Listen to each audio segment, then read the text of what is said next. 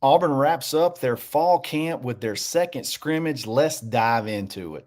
In the world full of podcasts, he's the undisputed heavyweight champion of hot takes, an Auburn sports homer, master of the boog, and message board legend. Get your buttons buttoned and your hats flattened because the Top Button Podcast is about to kick off. And you don't want to miss your courtside seat. Now, here's your host, Charlie Five. Yes, sir. We're back with another edition of Live with C5 on Sunday night. I'm digging this little sweet spot we got going, and I think it's something we might be able to keep rolling throughout the season.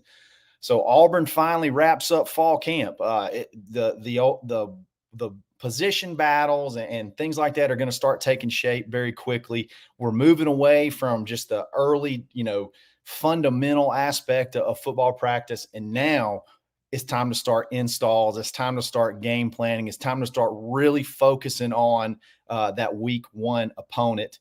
And Auburn capped it off with a big scrimmage. It actually, I think a lot of people said they thought it would be Saturday night. It has actually ended up being Saturday morning around 10 a.m.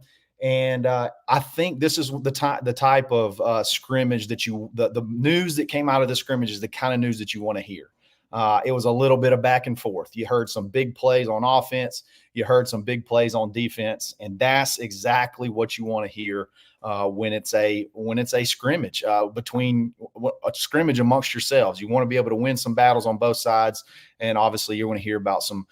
There's going to be some battles lost on both sides as well. So it started off, I think they started off outside, and I can attest to this because I was on the golf course at the time when the bottom fell out for a little bit.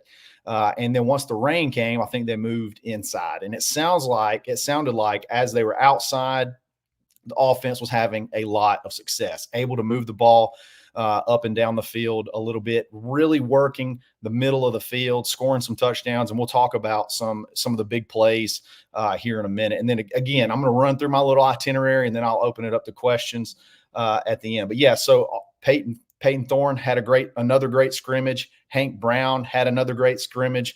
It really seems more and more each day. I know Hugh said, I'm going to really nail down this QB depth chart over this next week or so. It really seems like Hank's going to be that guy at the number 2 spot. I think he was very efficient, had a very good scrimmage, and then obviously so did Peyton Thorne. I think they both threw some touchdowns. I think we actually were able to run the ball a little bit.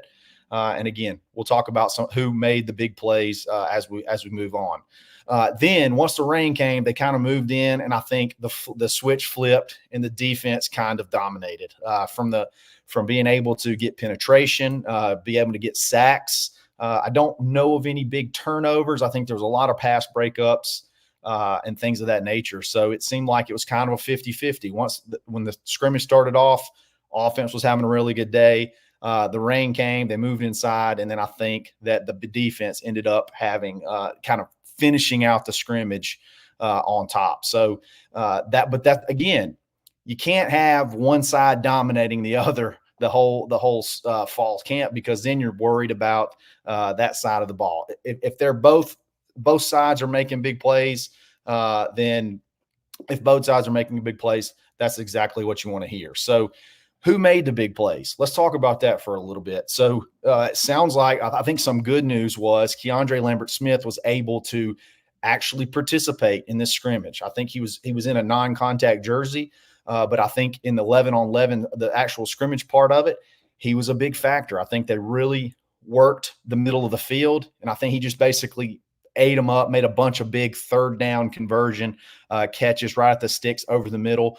Rivaldo Fairweather also had a big day. It seemed like over the middle was a focus, which makes so much sense, because if you think about it from the quarterback standpoint, that's the shortest distance to make it to throw a pass. And as Auburn fans, we always, I feel like, are just yearning for, hey, let's throw some slants. Let's throw some stuff over the middle. Let's hit the tight end over the middle. Well, it seemed like that was a big focus. It seemed like that was a big focus for this scrimmage, and they really worked the middle of the field and made some big plays. Jarquez Hunter, I think that from what I hear about the touchdown run that he had, that it was just a beastly carrying dudes on his back, breaking tackles, which is finally good to see because, again, I harped on it that my concern a little bit was with the run, with being able to get push from the offensive line, being able to really move those guys and get gains in the running game. And it seemed like that Jarquez had a big day as well. So that was really good. I think Samuel Jackson is going to be one to watch. Sam Jackson is going to be the transfer from Cal. I think he's going to be a one to watch. So I think as he's gotten healthier and healthier, he's become a lot more explosive, a lot more of a deep threat. You saw a lot of Bryce Kane in the last scrimmage. I think he and Sam Jackson are kind of that 1-2 at that small slot position. And it sounded like Sam Jackson had a big day. I think he actually scored a touchdown early on in the scrimmage on kind of a deep route that he beat several guys and made the play and scored. And then I think also Cam Brown. I think this was it sounded like it was possibly a pass from not Cam Coleman. Camden Brown also is making plays, had a big touchdown, possibly from Hank. And that's good to hear.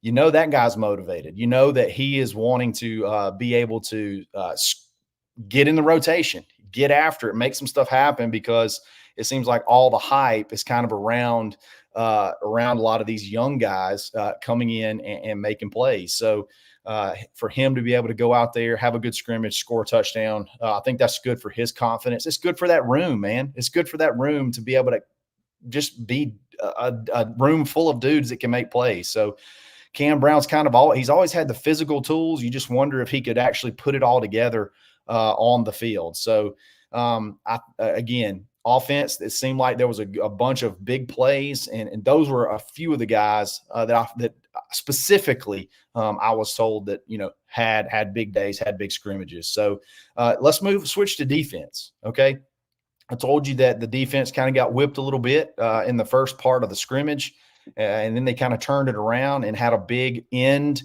once they moved indoors, really started popping pads and making stuff happen. I'm telling y'all, this pass rush is going to be a force to be reckoned with. I'm hearing that, between Jalen McLeod and Kieron Crawford, they're really, really putting a lot of pressure on those tackles, on those offensive tackles that are a little bit bigger. You got Percy Lewis, who's a little bit of a bigger offensive tackle. So the speed rush, maybe just a little bit. He's not quite, maybe not quite all the way there yet. I think Kieron Crawford, 2 big sacks. That's in a short amount of time for a scrimmage. Kieron Crawford with 2 sacks. That's a big deal. That's a big deal. That's your number 2 rusher. Between him and Jalen McLeod, I think you're going to have 2 big-time pass rushers. I know I'm harping on them a lot, but that was a big deal. Jason Jones, I think Isaiah Rakes may have either sat this one out as a precautionary deal. I don't think it's anything serious. I don't think he's hurt. You just want to keep some guys healthy. They even had, Cam Coleman was sort of not limited, but in a non-contact type jersey, so that not because he's hurt, but because, hey, let's don't take him to the ground. We kind of need that guy. That guy's kind of a big deal. Don't need to hurt that guy. I think that may be a similar deal to what was going on with Isaiah Rakes, him sitting out. But with him out, Jason Jones had, from all description, maybe his best practice of the fall, with several tackles for loss. I think he caused a big fumble, a big forced fumble in the backfield as well. Just how good does that make you feel to know that Isaiah Rakes is out, and then you could still slide in Jason Jones and be disruptive and make some plays? I think that's good. One of the people that jumped out as far as having, and we've seen him, he had the only turnover in the last scrimmage. Is Caleb Harris. It sounds like Caleb Harris has come ready to play. And with a defensive backfield that is not deep from experience, not very deep in experience, is very deep in talent. And Caleb Harris seems like he's going to he could possibly be a factor on that depth chart. He could be a guy that can make some stuff happen he could be a guy that could get a bunch of snaps and play early. The quote I was told is he's a name that you're going to hear a lot of. He's a name that you're going to hear a lot of. Again, several pass breakups, just an overall really good scrimmage. Robert Woodyard also had a big scrimmage, a lot of physical plays, especially when they moved inside, a lot of physical plays, especially in the run game, coming up and stopping the run. And that's your fourth, that's 3.5 that's your third and a half or your fourth linebacker in the rotation, depending on how you look at it and depending on the formation. I really hope the light's finally coming on with him. And then DeMarcus Riddick also got a lot of run, and it seemed like they were kind of putting him a little bit all over the place, whether it was that linebacker coming off the edge. It's just he was just sort of a force. He was sort of a freak, kind of all over the field, making plays. So both sides of the ball had some pros, had some cons, and then both sides had some guys step up and make some big plays. Overall, it seemed like the theme was this whole week leading up to this scrimmage is that the offense and Peyton Thorne, they feel really, really good, really, really confident about where they are headed into this end of fall camp and start into this new basically the season. Now the season for them has basically started. You're going to start doing your offensive installs. You're going to start game planning for game one, and it seems like they're on the right track. And Peyton is sort of taking charge of this offense and able to make it happen. He feels comfortable with what's going on, and he's been able to make big plays. There's been a little bit of talk, and some of it you've heard from me. I think somebody in the last live asked, "Hey, what's your biggest concern? What's your biggest concern?" And I grant I'm not a talent scout. I'm not a college, or I'm not a high school football coach. I don't have a college football coaching resume. A lot of it is just eye test with me and what I see.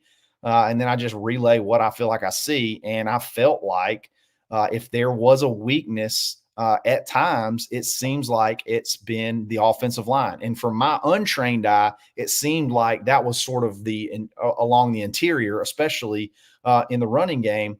But it seems like the outside, the tackles is where there's a little bit of concern. And I don't know so much if it's a concern as it is like they're not good or they're not progressing, as it is they just haven't quite found that right lineup maybe yet. That starting five. Hugh made a comment Friday. We got to figure out the best place for Dillon Wade. Okay, does that mean that Dillon Wade's not playing good? Does that mean that Dillon Wade at guard, he's such a good tackle, and then bringing him at guard puts a really big hole on the defensive line? I mean, on the offensive line? Not really sure, but it does seem like it's from a tackle perspective, that speed rush, I talked about it earlier, the speed rush that we're getting is causing some frustrations, causing some issues. And at times it's been able to clog down the offense. I think that they really worked on trying to scheme away from that. And you can scheme away from a pass rush a little bit. You can slow it down with different things. And I think that was sort of the theme of that first part of the scrimmage, the one that was outside where they're able to move the ball, sort of negate that pass rush, stay out of third and longs. And that's what it sounded like they were consistently able to do, always having a good down and distance after first down. So is there concern there? Concern from have they found the right lineup yet? I think that is sort of the concern at the moment. Have they found the right mix of those five guys? I think you got a couple positions that are locked in. Jeremiah Wright's having a big fall. Continually people bragging on Jeremiah Wright. Connor Lew seems like he's locked in at center. And I think Dillon Wade, it's more so of, is he better at guard or is he better at tackle? What does the lineup look like? How much better can Auburn's offensive line be if he's able to slide out at tackle or stay at guard or right tackle or whatever? And then what's the mix after that? I think Tyler Johnston is also really, really having a good fall camp. If you remember him, he was the 4-star offensive lineman that was committed to Texas Tech when Hugh took over. He flipped him from Texas Tech in a matter of about 5 minutes, which was impressive. And I think he's physically transformed his body into a SEC level bodied offensive tackle. And I think he's making it hard on the guys to be able to, maintain their position. I mean, he's coming, he's ready to take over. He's ready to jump them on the depth chart. And I think that's just, I don't know. I don't necessarily think it's we don't have anybody as it is. We're just trying to figure out the right mix. And I think that's the biggest deal. Trying to figure out that right mix. You've been through a whole fall camp. You've had 2 scrimmages now. Now you'll be able to sort of go back to the film and then fine tune it over this next week and then get ready to roll into the first year. I wouldn't be shocked if nothing changes. I think Percy is sort of still adjusting to the starting role. He didn't start a ton last year at Mississippi State. I think he's still sort of getting his body in shape, getting his feet in shape, getting moving a little bit faster, practicing against some really good pass rushers. And honestly, more than likely, this is probably the offensive line that you've been seeing is probably what you end up starting the year off. But Tyler Johnson is not making it easy on them. And we'll just have to see what happens. Regardless, it feels like you got bodies. It feels like you got depth, and you can make something happen. I want to look through my notes, see if I missed anything. I think that was pretty much everything. Yeah. Rain came. They moved inside. Riddick had a really good scrimmage off the edge. Your guy, we talked about it, Kieran Crawford had two sacks. I think that's pretty much it for the notes. As a fall camp, you didn't have any major injuries. I think that's huge to go through a whole camp and not have any major injuries, because it seems like those people were dropping like flies left and right. It seemed like people were dropping like flies left and right all over the SEC. Texas lost their number 1 and number 2 running backs. Whoever managed those non-contact jerseys and the contact periods and who can go out there and who needs to take a day off, whoever managed that, I feel like managed it dang near flawlessly. I mean, you can't go through fall camp and not get dinged up a little bit, but whatever happened, they were able to diagnose it, slap a non-contact jersey on you, sit you out for a practice, put you back in, and get that right mix of – that's such a fine line too, of that right mix of being able to pop face masks, pop shoulder pads, but still remain healthy. And I think Auburn did that really, really well, really, really well this fall.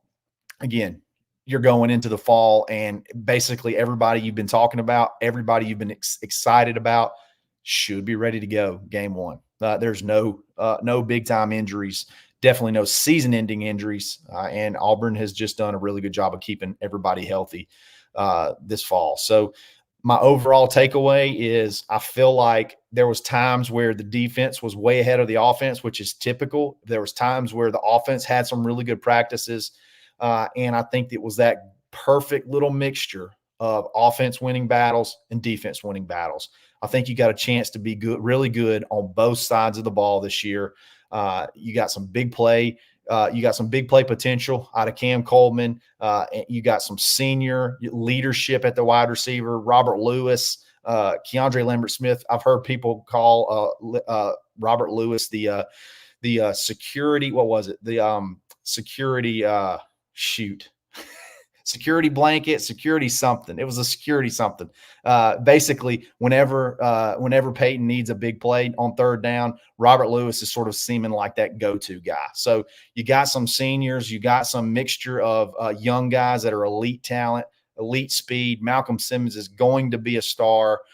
He was featured a little bit as well on getting the ball out of the backfield, throwing the ball down the field as well in this scrimmage. So overall, I think the fall camp ended up pretty well. And you had that perfect mixture of both sides having some success. So let's get into the chat. And answer some questions and have a little fun. Let's start at the top. This is a comment, not really a chat, but Donald Somerville. There's going to be some freezing weather in the SEC this year. I dig it. Hey, I will take all the freeze puns, all the freeze innuendos that you can throw at me. Give me all the freeze. I love freeze puns. Okay, let's just keep them coming all day long. Eric Pearson said he was anxious to hear about last night's scrimmage. I hope you got what you're looking for. I think at the barn, auburn.com, we had essentially almost real-time updates, not real-time, but like shortly after the scrimmage was done.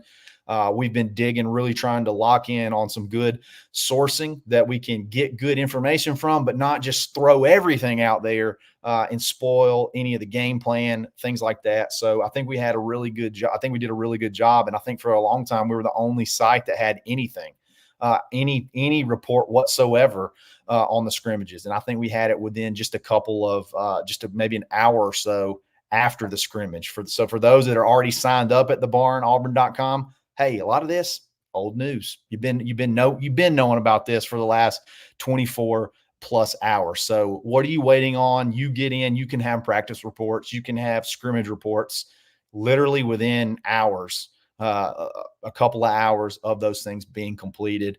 We try to stay on top of it, keep you in the loop. So I hope you enjoyed the podcast, but you know what? The podcast is this live is kind of a recap of what the members at the barn already know. So Eric, hope you got what you are looking for. Stuart Donald, Ryan Gee just popped into the chat at Auburn Live a half hour or so and posted, expect good news on Deuce soon. I hope he's right. Hey, I do too. I've been bullish on the timetable. I don't think that there was ever an August 8th. I don't think there was ever an August 9th, 10th, 11th, 12th. There was never one of these flip dates. It was always going to be towards the end of August. And look, now, hey, we're over halfway through August and you got recruits popping in other shows saying, hey, good news could be coming on due soon.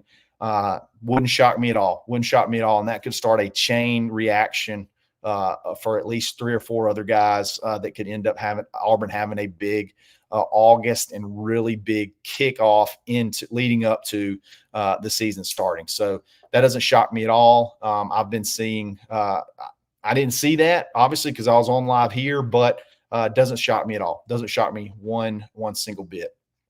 Johnny C, what do you think about Kentucky saying they don't have to be that good to beat Auburn? Well, I would just ask Kentucky, how often is it that you're good enough to beat Auburn? That's my question. It's I think the last one I can remember is 2009, and it was a transition year. And I think even some of Auburn's worst teams have not really had a lot of issues with Kentucky. So I don't really know where that comes from. But good for them. We're going to go up to Kentucky and play in front of dozens of their fans. I doubt it'll be a sellout because football is just not a big deal to Kentucky. But I don't know where that comes from. I don't know where a lot of times these programs, I don't understand where this confidence comes from that all of a sudden we're just going to act like we're just so leaps and bounds ahead of a program like Auburn as Kentucky is. I guess where does that come from? I don't know. It's fandom. Fandom's short for fanatic. So I get it. Have some fun with it, but they better be good. If you want to think you don't have to be that good, you better be good, or you're going to tote a little butt whipping on your own field towards the middle of the season. So I would say you better be good. You better not just be average, because I think this team's going to be pretty explosive. I really do. I think it's going to be explosive, and I think it's going to be exciting to watch. Explosive on both sides of the ball. You better make sure that your quarterback's healthy, because Kieron Crawford and Jalen McLeod are going to be up in his grill all night long. So just be prepared for that. So we'll see. The whole doesn't have to be good. I don't really know where that comes from. I don't really know where that stems from. Going on, next question. Let's see here. Eric Pearson. I'm totally comfortable saying Kentucky will never win a football championship. I think you're pretty safe with that bet. I would bet that one as well. Let's see. Let's keep moving on. Let's see. Richard Reeves. If the O-line plays well, Auburn will be dangerous this year. Richard, I could not agree more. I could not agree more. Once they find that right mix of those front five, once they find that mix, it could be the one that's already together. It could be the front five that's already sort of been out there that we've been talking about all fall camp.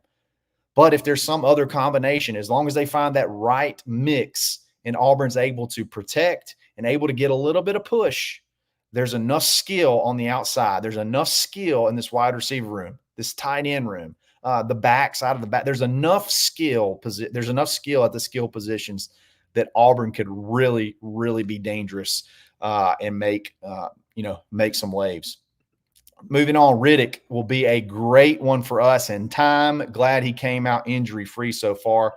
TK, it may not be in time. It may be right now. There may be some stuff that he can do right now and help us, especially on like third and longs. His speed is incredible. His speed is just as quick as some of our safeties. And to be able to we talked about the scrimmage, being able to be put in pass rush situations and come off the edge. I think Riddick could be a good one. Not in time. I think he could be a good one right now, but we'll see how they use him. Going to Brandon. So who's going to be number 2, Holden or Hank? Brandon, based off everything I've heard, based off everything I've seen, it really seems like Hank's kind of got the job locked up. I think Hugh mentioned, I said it earlier, that he would release the quarterback depth chart, like an actual depth chart over this week. I think he's going to be working on that this week. And I'd be kind of shocked at this point in time if Hank is not number 2. He seems like he's always coming in right after Thorne in drills, coming in right after the series. Whenever they have a series and Thorne comes out, it seems like Hank's the one that comes in. And he's just been consistent. Again, I think there's been a couple of practices where his completion percentage is just ridiculous. So I think Hank is definitely number 2. I think I'd be really shocked if Hank is not number 2. Last one, Stuart Donald. I live about an hour from Deuce's school. I plan to go watch him play a few times this year. Stuart, get some video. Send us some stuff. Let us know what you think. That'd be fun. I'd love to go see Deuce play as well. I bet he's fun to watch in high school. TK, do you have any concerns with Keontae Scott outside instead of nickel? I really like that. I really like that question. It may take it's probably a much longer answer than just a quick answer, but Keontae Scott's been a little bit banged up this fall camp. Okay. He's had some hamstring issues. He's had some, just been dinged up. I think he sat out the whole last scrimmage. If we're just calling it, he did not have a great bowl game at outside. He did not have a great bowl game, but I don't think that is indicative of who he is and who he can be as an outside corner. So I don't see now that could be that should be a big time concern because he's a big time player. I mean, he can make plays. We know he can cover. We know he can return punts. We know he can make things happen. And I'm not necessarily concerned now. Now, do I think his better position is at nickel? Yes. I think his future in the NFL is at nickel. I think the closer you can put Keontae Scott to the ball, the bigger chance that he has to make a big play. And I don't know if that's something that eventually he's going to end up moving inside. I think he's pretty adamant about being an outside corner. I've heard nothing really to make me think that there's a giant concern at him at this moment. But I totally get where after seeing that bowl game and then he's not getting a lot of headlines because he's been dinged up a little bit in fall camp. I can totally see where you could see that. We got a super chat, and unfortunately, I got to read it. Romulus, Kirby Smart is your daddy. I can't argue with that at this point in time. I cannot argue with Kirby Smart being our daddy for right now. But I think we're coming. I think it's going to be something. Romulus, I know you was a little bit nervous last year. I know that last drive, I know you're sweating. I know you're biting your fingernails, but I can't say he's not. I can't say he's not at the moment. It still feels like Auburn's got a little bit of a bigger hill to climb to be able to say, hey, Kirby, now we're your daddy. Okay, so it's a little bit to go, but I think it could come sooner or later. D Cone, predict where AU will finish in recruiting. Okay, this one's tough. This one's fun because there's a pathway. There is a pathway to be a number 1 or number 2 class. There really is. There's a lot of smoke. There's a lot of chatter. There's a lot of momentum around a couple of guys that may be sitting and waiting to see what happens with Deuce Knight. So there's a pathway that if all the cards fall into place, Auburn could finish with 3 or 4 5-star players and be right in the talk of that number 1 or number 2 class in the country. Now, where do I think they'll land? I think 3 or 4. I think that's probably a smart spot to put them in. Again, a lot of it depends on I say depend on. I still feel like Auburn's in a really good spot to land Deuce Knight. So, but again, a lot of it depends on Deuce Knight doing what we feel like he's going to do. Go ahead and pull the trigger, and then Auburn having a good year. If Auburn has a really good year, then I think that that helps even more. I think Auburn having a good, successful year on the field will drive up the excitement and maybe pave the way for that number 1 or number 2 class. But I'm looking right now in the 3 to 4 range. Let's keep going. Hillbilly. Where did the tackle out of Kansas go? He's talking about Andrew Babalola, who many thought would have picked a college on August 12th. I think that was sort of the date that Steve Wiltfong put out there, that was when he would pull the trigger.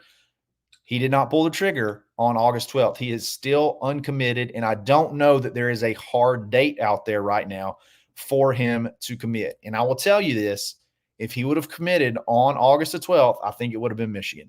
If he would have committed on August 12th, I think it would have been Michigan. It seems like someone at Auburn helped or talked to him into, waiting and see. Let's wait and see. Don't pull the trigger yet because he's not going to be this guy that you flip down the road. When he commits and he locks in, that's going to be it. But he's not. He's still up for grabs. He's still up for grabs, and I think Auburn is very, very much in the conversation with Andrew Babalola. That's your tackle out of Kansas, Hillbilly. Blake Patterson. Is Austin Keys still banged up, or is he good to go? I think he was a full participant in the scrimmage today. I don't think he had a non-contact jersey on. Again, I wasn't super concerned when I saw him go down in the scrimmage. He did kind of hobble around, and I think maybe some people saw him in a boot afterwards, but I think he's going to be ready to go. I think he's going to be fine. I don't think it's anything serious. I think he's just going to be, just be a little bit ginger. Don't push it too hard, but I think Austin's going to be fine, which is big because when you have Austin and you have Asante out there healthy, number 1, single-digit linebacker numbers, sick, love it. I love single-digit. You got 6 and you got 6 and 9 out there making plays, both fast, having wreaking havoc. I dig that. I think they're both primed to have really good years. And again, they both seem pretty healthy. As far as the chat goes, looks like that's it for tonight. I really appreciate it, guys. Again, a lot of this information you could have already had if you're a member of the barn, Auburn.com. It's a $1 a month for the first month. Hey, why not? Why not try it for a month and just see how you like it? Get in there, check out our recruiting scoop, check out the practice scoop, check out the scrimmage scoop. I'm telling you, there was absolutely nobody out there that covers the scrimmages like we do. The last 2 scrimmages have been dead on, have been quick, have been dang near play-by-play. A lot of times with stats, stuff like that. I just don't think you can beat what you're getting at the anywhere else. So definitely check out the barn, Auburn.com. Follow me on Twitter, _Charlie_5. We're going to be back in the morning. We're going to have a show in the morning talking probably a little bit more about this offensive line and just really digging in, getting ready for the season to kick off. So you got 2 weeks now to really prepare and get ready for your first game of the season. So I really appreciate you guys listening, and we will catch you all tomorrow. we'll be back again tomorrow. So y'all have a great rest of the evening. It's another episode of the Top Bud Podcast live with C5. Stay Bud. Thanks for listening, and drive home safely.